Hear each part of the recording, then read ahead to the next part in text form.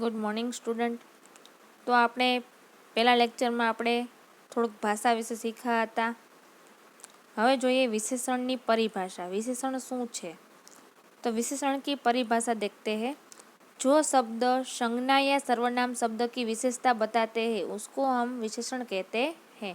मतलब कि जो शब्द होता है या तो उसका नाम या तो उसका सर्वनाम में विशेषता दर्शाता है, मतलब कुछ अधिक दिखाता है, उसको हम विशेषण कहते हैं.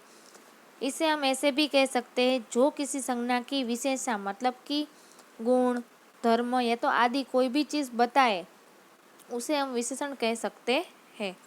दूसरे शब्दों में कहे तो विशेषण एक ऐसा विकारी शब्द है जो हर हालत में संज्ञा या सर्वनाम की विशेषता बताता है. जैसे यह भूरी गाय है, आम खट्टे है. उपयुक्त वाक्यों में भूरी और खट्टे शब्द गाय और आम संज्ञा की विशेषता बता रहे हैं. जैसे कि भूरी और खट्टा शब्द है वो क्या है तो के विशेषता दर्शा रहे हैं किसकी, तो गाय और आम की, इसलिए शब्द विशेषण शब्द है.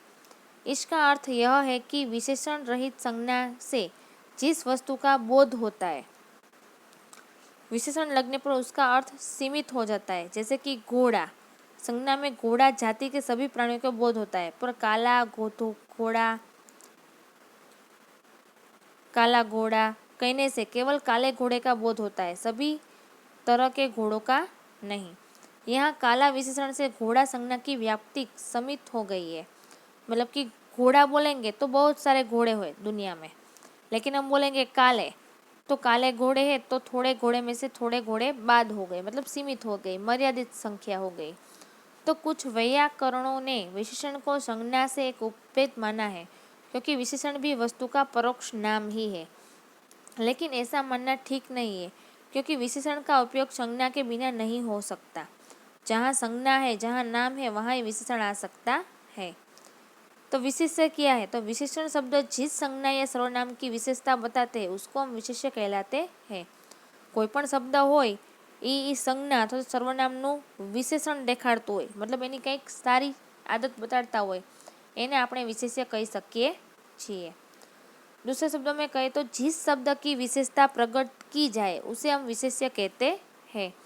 जैसे कि उपयुक्त विशेषण के उदाहरणों में गाय और आम विशेष्य है क्योंकि इनकी विशेषता बताई गई है. तो प्रविशेषण क्या होता है? तो कभी कभी विशेषणों के भी विशेषण गई है, कभी कभी विशेषणों के भी विशेषण बोले और लिखे जाते हैं. जो शब्द विशेषण की विशेषता बताते हैं उसको हम प्रविशेषण कहते हैं. जैसे कि यह लड़की बहुत अच्छी है, मैं पूर्ण स्वस्थ हूँ. तो उपयुक्त वाक्य में बहुत, पूर्ण शब्द अच्छी तथा स्वच्छ विशेषण की विशेषता बताते हैं कि एक अच्छी लड़की है वो पूर्ण है अथवा तो बहुत अच्छी है, इसलिए शब्द प्रविशेषण कहलाते हैं. अब देखते हैं विशेषण के प्रकार कितने हैं. तो विशेषण निम्नलिखित 5 प्रकार के होते हैं. कितने प्रकार के होते हैं? 5.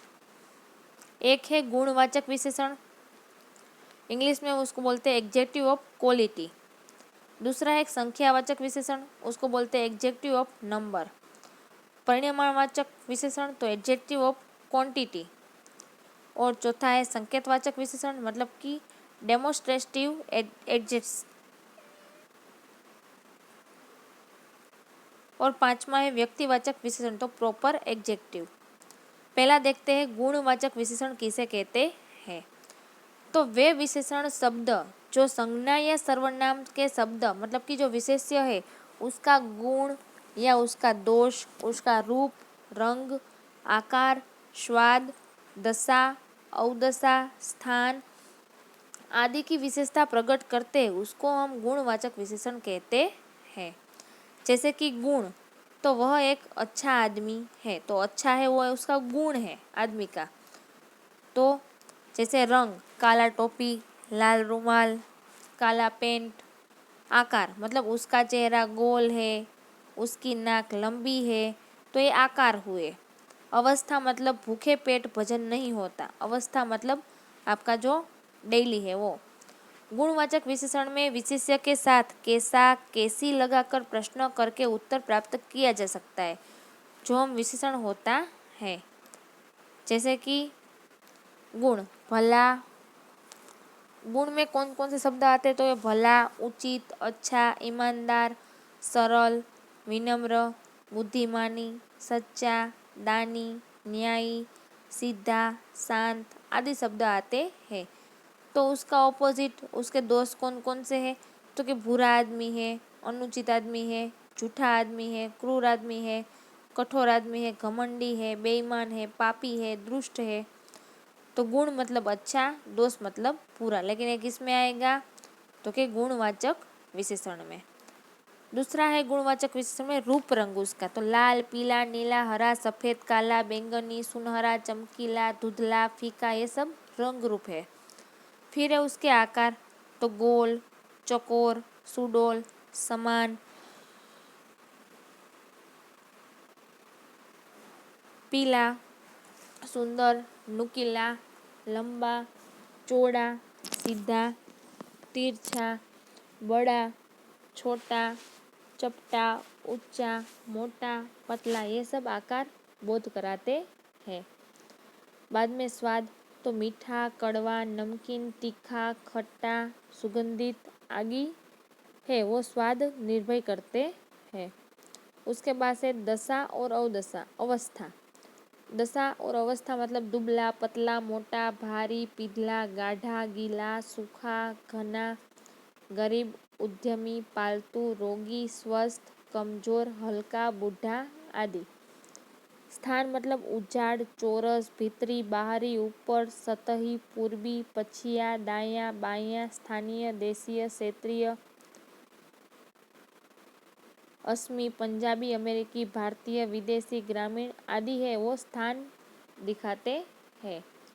फिर एक काल। तो कि नया, पुराना, ताजा, भूत, वर्तमान, भविष्य, प्राचीन, अगला, पिछला, मौसमी, आगामी, टिकाऊ, नवीन, सायकालीन, आधुनिक, वार्षिक, मासिक और आदि। फिर है उसकी स्थिति और दिशा। तो कि निचला, ऊपरी, उत्तरी, पूर्व आदि शब्द है वो स्थिति और दिशा निर्भय करते हैं। स्पर्श मतलब मुलायम, सख्त, ठंड, गर्म, कोमल, खुरदरा आदि, जिसे हम स्पर्श करके मालूम कर सके। तो द्रष्टव्य मतलब कि गुणवाचक विशेषणों में सा साद्रवाचक पद जोड़कर गुणों को कम भी किया जाता है, जैसे कि बड़ा सा, ऊंची सी, पीला सा, छोटी सी। दूसरा विशेषण है संख्यावाचक विशेषण। तो वे विशेषण शब्द को जो संज्ञा अथवा तो सर्वनाम के विशेषण शब्द जो संज्ञा और सर्वनाम की संख्या है उसका हमको बोध कराते हैं, उसको हम संख्यावाचक विशेषण कहते हैं। जैसे कि बढ़ईगिरी के निम्नलिखित औजारों भी होने चाहिए। 5 हथौड़े, 3 बसूले, 5 छोटी हथौड़ियाँ, 2 एरन, 3 बम, 10 छोटी बड़ी छेनियाँ, 4 रंदे, 1 सालनी, 4 केतिया, 4 छोटी बड़ी बेधनियाँ, 4 आरिया, 5 छोटी छोटी बड़ी संडासियाँ, 20 रत्तल, किले छोटी और बड़ी, 1 मोगरा, लड़की का हथौड़ा, मोची के औजार है। तो उपयुक्त अनुच्छेद में विभिन्न प्रकार के औजारों की संख्या की बात की गई, जैसे कि 5, 3, 2, 10, 4, 1, 20। तो आदि संख्यावाची विशेषण कहते हैं। ये विशेषण शब्द हथौड़े, वसूले, हथौड़िया, एरन, बम, छेनिया, रंदे, सालनी आदि विशेष शब्दों की विशेषता बता रहे हैं। बाद में संख्यावाचक विशेषण के 2 भेद है। पहला है गुणवाचक विशेषण है, दूसरा है संख्यावाचक विशेषण। संख्यावाचक में 2 भेद है, जैसे कि पहला है निश्चित संख्यावाचक विशेषण और दूसरा है अनिश्चित संख्यावाचक विशेषण। तो निश्चित संख्यावाचक विशेषण किसे कहते हैं? तो कि वे विशेषण शब्द जो विशेष्य की निश्चित संख्या का बोध कराते हैं, मतलब फाइनल ज कह कि आज संख्याना औजारों छे, तो उसको हम निश्चित संख्यावाचक विशेषण कहते हैं। जैसे कि मेरी कक्षा में 40 छात्र हैं, कमरे में एक पंखा घूम रहा है, डाल पर 2 चिड़िया बैठी है, प्रार्थना सभा में 100 लोग उपस्थित है। तो इन सभी वाक्यों में विशेष्य की निश्चित संख्या का बोध कराया है। जैसे कि कक्षा में कितने कितने छात्र है, तो ये निश्चित संख्या बोध कराता है। 40 कमरे में कितने पंखे घूम रहे हैं, 1। डाल पर कितनी चिड़िया बैठी है, 2। तथा प्रार्थना सभा में कितने लोग हैं, तो कि उपस्थित 100 लोग हैं। अब है अनिश्चित संख्यावाचक विशेषण किसे कहते हैं, तो कि वे विशेषण शब्द जो विशेष की निश्चित संख्या का बोध न कराते हो उसको हम अनिश्चित संख्यावाचक विशेषण कहते हैं। जैसे कि बम के भय से कुछ लोग बेहोश हो गए। कुछ लोग मतलब दिया नहीं है कि 2 लोग, 3 लोग, 4 लोग, कुछ लोग बेहोश हो गए। कक्षा में बहुत कम छात्र उपस्थित थे। कितने थे वो नहीं बोला, 10 थे, 12 थे, 15 थे, क्या बोला, बहुत कम छात्र उपस्थित थे। कुछ फल खाकर ही मेरी भूख मिट गई। कौन सा फल खाकर भूख मिटी वो नहीं बताया, लेकिन कुछ फल खाकर मेरी भूख मिट गई।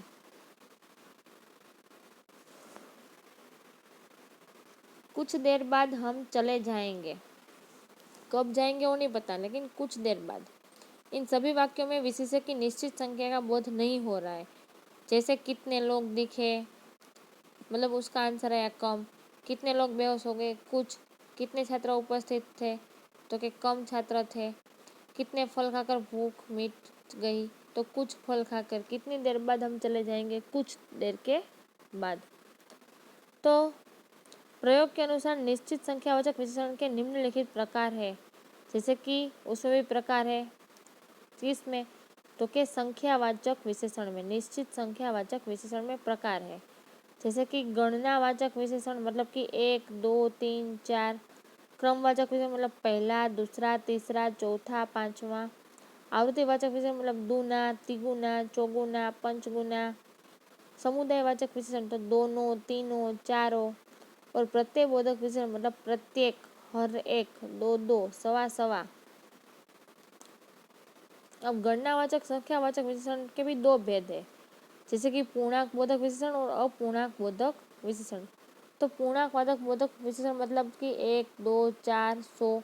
अपूर्णांक मतलब कि जैसे पाव, आधा, पौना, सवा। तो पूर्णांक बोधक विशेषण शब्दों में लिखे जाते हैं या तो अंदर आ जाते हैं। तो बड़ी बड़ी निश्चित संख्याएं अंकों में और छोटी छोटी बड़ी बड़ी अनिश्चित संख्याएं शब्दों में लिखनी चाहिए। तीसरा है परिमाणवाचक विशेषण। तो जिन विशेषण शब्दों से किसी वस्तु के माप तोल संबंधी विशेषता दर्शाती है उसको हम परिमाणवाचक विशेषण कहते हैं।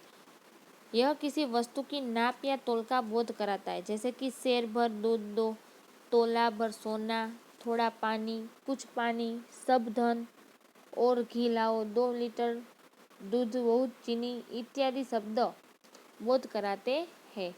तो परिमाणवाचक विशेषण का भेद क्या है, तो कि 2 भेद होते हैं, निश्चितवाचक परिमाणवाचक और अनिश्चित परिमाणवाचक। तो निश्चित परिमाणवाचक किसे कहते हैं, तो कि जो विशेषण शब्द किसी वस्तु या निश्चित मात्रा अथवा माप तोल का बोध कराते हैं उसको हम परिमाणवाचक कहते हैं। जैसे कि 2 सेर घी, 10 हाथ, 10 जगह, 4 गज मलमल, 4 किलो चावल। अब अनिश्चित परिमाणवाचक किसे कहते हैं, तो कि जो विशेषण शब्द किसी वस्तु की निश्चित मात्रा अथवा मालतोप का बोध नहीं कराते वे अनिश्चित है। जैसे कि सब धन, कुछ दूध, बहुत पानी। चौथा है संकेतवाचक या सार्वनामिक विशेषण। जो शब्द संज्ञा या सर्वनाम की ओर संकेत करता है उसको हम, यह जो सर्वनाम होते हुए भी किसी संज्ञा के पहले आकर उसकी विशेषता को प्रकट करता है उन्हें हम संकेतवाचक विशेषण कहते हैं। जैसे कि दूसरे शब्दों में मैं, तू, वह के सिवा अन्य सर्वनाम जब किसी संज्ञा के पहले आता है तब वे संकेतवाचक विशेषण कहलाता है। सरल शब्दों में समझाए तो जिन सर्वनाम शब्दों का प्रयोग संज्ञा के आगे उनसे विशेषण के रूप में होता है उन्हें हम सार्वनामिक विशेषण कहते हैं। जैसे कि वह नौकर नहीं आया, यह घोड़ा अच्छा है। यहाँ नौकर और घोड़ा संज्ञाओं से पहले विशेषण के रूप में है और यह सर्वनाम आए है, तो अतः ये सार्वनामिक विशेषण है। सार्वनामिक विशेषण के 2 भेद है, मौलिक सार्वनामिक विशेषण और यौगिक सार्वनामिक विशेषण। तो मौलिक सार्वनामिक विशेषण क्या है, तो कि जो बिना रूपांतर के संज्ञा से पहले आता है, जैसे कि यह घर, वह लड़का, कोई नौकर इत्यादि। तो यौगिक सार्वनामिक विशेषण किसे कहते हैं, तो जो मूल सर्वनामों के प्रत्यय लगाने से ही बनते, ऐसा आदमी, कैसा घर, जैसा देश इत्यादि शब्द बाद में है व्यक्तिवाचक विशेषण। तो जिन विशेषण शब्दों की रचना व्यक्तिवाचक संज्ञा से होती है उन्हें व्यक्तिवाचक विशेषण कहते हैं। जैसे कि इलाहाबाद के इलाहाबादी, जयपुर से जयपुरी, बनारस के बनारसी। उदाहरण, इलाहाबादी के अमृत मीठे होते हैं। विशेष्य और विशेषण में क्या संबंध है? तो विशेषण संज्ञा और सर्वनाम की विशेषता बताता है और जिस संज्ञा या सर्वनाम की विशेषता बताई जाती है उसे हम विशेष्य कहते हैं। वाक्य में विशेषण का प्रयोग दो प्रकार से होता है। एक तो कभी विशेषण विशेष्य के पहले आता है और कभी कभी बाद में आता है। प्रयोग की दृष्टि में विशेषण को दो भेद है, विशेष्य विशेषण और विधेय विशेषण। तो विशेष्य विशेष, तो जो विशेषण विशेष्य के पहले आता है उसको हम विशेष्य विशेषण कहते हैं। जैसे कि रमेश चंचल बालक है, सुनीता सुशील लड़की है। तो इन वाक्यों में चंचल और सुनील क्रमश बालक और लड़की के विशेषण है जो संज्ञाओं के पहले आते हैं। उसके बाद है विधेय विशेषण। तो जो विशेषण विशेष्य और क्रिया के बीच में आता है उसको हम विधेय विशेषण कहते हैं। जैसे कि मेरा कुत्ता काला है, मेरा लड़का आलसी है। तो काला और आलसी ये विशेषण है जो क्रमश कर्ता मतलब कि संज्ञा और क्रिया तथा लड़का मतलब संज्ञा और है मतलब क्रिया के बीच आया है। यहाँ दो बातों का ध्यान रखना चाहिए। पहली, विशेषण के लिंग वचन आदि विशेष्य की लिंग वचन आदि से अनुसार होते हैं। आप भले उसका विशेषण चेंज कर दो लेकिन विशेष्य के साथ मिलकर रहता है। जैसे कि अच्छे लड़के पढ़ते हैं, आशा भली लड़की है, राजू गंदा लड़का है। यदि एक ही विशेषण के अनेक विशेष्य हो तो विशेषण के लिंग और वचन का समीप वाले विशेष्य के साथ लिंग परिवचन और अनुसार होगा। जैसे कि नए पुरुष, नारिया, नई धोती, नया कुर्ता। तो विशेषण दो शब्द की रचना करते हैं। हिंदी भाषा के विशेषण शब्दों की रचना में संज्ञा, सर्वनाम, क्रिया, अवयव आदि शब्दों के साथ उपसर्ग लगाकर प्रत्यय लगाकर बनाते हैं। तो देखते हैं संज्ञा कौन कौन सी है। तो कथन, कथित, त्रुंद, त्रुंदिल, धन, धनवान, नियम, नियमित, प्रसंग, प्रासंगिक, प्रदेश, प्रादेशिक, बुध तो बोध, रासायनिक, लघु, लाघव, वन, वन्य, संसार, सांसारिक, उपयोग, उपयोगी, उपयुक्त, आदर, आदरणीय, अर्थ, आर्थिक, ईश्वर, ईश्वरीय, इच्छा, ऐच्छिक, उन्नति। तो अब देखते हैं सर्वनाम के विशेषण कौन कौन से होते हैं। तो कि कोई, कोई सा, कौन, कैसा, मैं, मेरा, मुझसा, तुम, तुम्हारा, जो, जैसा, वह, वैसा, हम, हमारा, यह, ऐसा। ये सब कौन से विशेषण है? तो कि ये सब सर्वनाम के विशेषण है। जहाँ नाम का यूज नहीं होता वहाँ पे ये विशेषण आते हैं। तीसरा है क्रिया के विशेषण शब्दों की रचना। तो भूलना, भूलक्कड़, पीना, पियक्कड़, उड़ना, उड़ियल, घटना, घटित, पट, पठित, बेचना, बिकाऊ, उड़ना, उड़ाकू, पत। अभी अवयव से विशेष शब्दों की रचना। तो अवयव मतलब ऊपर, ऊपरी, नीचे, नीचरी, निचला, भीतर, भीतरी, पीछे, पिछला, आगे, आगला, अगला, बाहर, बाहरी। तो विशेषण की तीन अवस्थाएं होती है। एक तो मूलावस्था, उत्तरावस्था और उत्तमा अवस्था। तो मूलावस्था किसे कहते हैं? तो कि किसी व्यक्ति अथवा वस्तु के गुण दोष बताने के लिए जब विशेषणों का प्रयोग किया जाता है तब वह विशेषण की मूला अवस्था कहलाती है। इस अवस्था में किसी विशेषण का गुण या दोष को तुलना दूसरी वस्तु की नहीं जाती। इसमें विशेषण अन्य किसी विशेषण से तुलित न होकर सीधे व्यक्त होता है। जैसे कि कमल सुंदर फूल होता है, आसमान में लाल पतंग उड़ रही है। वह अच्छी विद्यार्थी नहीं है, इसमें कोई तुलना नहीं होती, व्यक्ति सामान्य विशेषता बताई जाती है। उसके बाद है उत्तरावस्था। तो यह विशेषण का वह रूप होता है जो दो विशेषों की विशेषताओं से तुलना करता है। इसमें दो व्यक्ति, वस्तु अथवा प्राणी को गुण दोष बताए हुए उनकी आपस में तुलना की जाती है। जैसे कि तुम मेरे से अधिक सुंदर हो, वह तुमसे सबसे अच्छी लड़की है, राम मोहन से अधिक समझदार है। अब है उत्तम अवस्था। तो यह विशेषण का यह रूप है कि जो एक व्यक्ति विशेषण के अनन्य सभी की तुलना में बढ़कर बताता है। इसमें विशेषण द्वारा किसी वस्तु अथवा प्राणी है सबसे अधिक गुणशाली या दोषी बताया जाता है। विशेषण की रूप की रचना कैसे होती है? तो विशेषण की रूप की रचना निम्नलिखित अवस्थाओं में मुख्यत्वे होता है संज्ञा या तो सर्वनाम, क्रिया और उसमें जो प्रत्यय लगते हैं वो। तो विशेषण की रचना 5 प्रकार के शब्दों में होती है। जैसे पहली है व्यक्तिवाचक संज्ञा से, जैसे कि गांजीपुर से गांजीपुरी, मुर्दाबाद से मुर्दापुरी, गांधीवाद से गांधीवादी। उसके बाद है जातिवाचक संज्ञाएं, घर से घरेलू, पहाड़ से पहाड़ी, कागज से कागजी, ग्राम से ग्रामीण, शिक्षक से शिक्षीय, परिवार से पारिवारिक। अब सर्वनाम से देखते हैं तो यह एक ऐसा सार्वनामिक विशेषण है, यह से इतने संख्यावाचक विशेषण, यह से इतना परिणामवाचक विशेषण, जो से जैसे प्रकारवाचक विशेषण, जितने भी संख्यावाचक विशेषण है, जितना परिमाणवाचक विशेषण है, जो विशेषण है वह है से वैसा, उतने संख्यावाचक विशेषण, उतना, ये सब परिमाणवाचक विशेषण है। अब ये भाववाचक संज्ञा से देखते हैं तो भावना से भावुक, बनावट से बनावटी, एकता से एक, अनुराग से अनुरागी, गर्मी से गर्म, कृपा से कृपालु इत्यादि शब्द का उपयोग होता है। अब देखते हैं क्रिया से।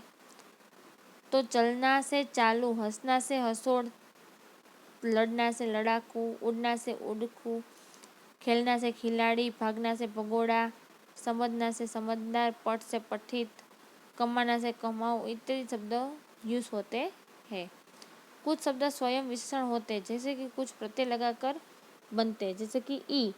तो ई प्रत्यय से जापान, जापानी, गुण, गुणी, स्वदेशी, धनी, पापी। तो यहाँ हमारा जो ये पॉइंट था वो यहाँ ख़त्म होता है। अगला हम अगले लेक्चर में देखेंगे। ये आपको कहीं पे लिखना नहीं है, सिर्फ आपकी सेकेंड सेमेस्टर की बुक अभी तक आपके पास नहीं आई, तो इसीलिए हम ग्रामर का रिवीजन कर रहे हैं, जो आपको आगे के लिए काम आएगा। और इसमें कोई डाउट है तो आप लेक्चर ख़त्म होने के बाद पूछ सकते हो। Thank you.